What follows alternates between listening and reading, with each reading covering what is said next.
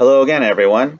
Today's video is going to be on reverse ages with the multiple of 9. And if you're wondering what am I talking about, why don't we go ahead and take a closer look at that now. A teenager turns 14 and notices that her age is now the reverse of the mother's age of 41. The dad is currently 42, and the teenager wonders if this reversal of ages will ever occur with the dad. Thus, an investigation begins. What is the pattern exactly? When looking for a pattern to see if this happens all the time for everyone shows that it does not. Okay, so let me get into more specifics of this now.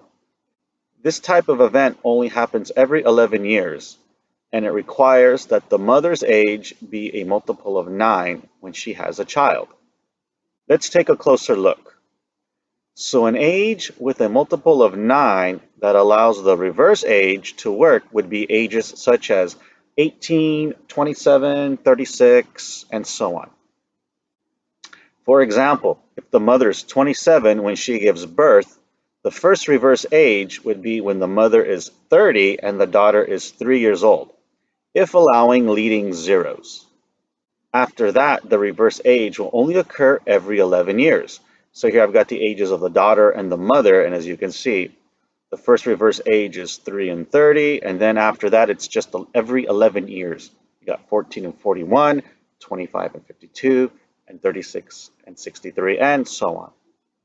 So like I just said, you can clearly see that when the mother and child share the same digits, the reverse age will happen every 11 years.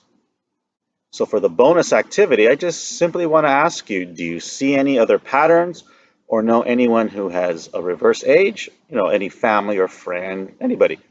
Leave a comment down below. So that's today's video, and I thought it'd just do something a little different, talking about birthdays and reverse age and how that can happen, and it's just probably by just a freaky coincidence that you happen to see that. And as you can see there, that the daughter and the dad do not share any reverse age at all because their numbers aren't a multiple of 9, the both of them, meaning the dad isn't. Okay, so that'll do it for today's video. And as always, thank you so much for spending part of your day with me. And I look forward to seeing you on the next video.